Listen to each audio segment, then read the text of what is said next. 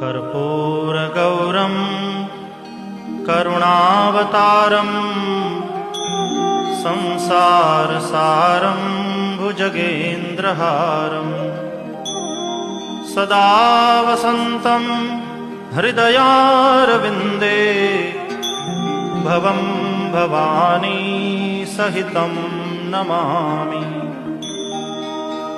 मङ्गलं भगवान् शम्भुः मङ्गलं वृषभध्वजः मङ्गलं पार्वतीनाथो मङ्गलायतनोहरः।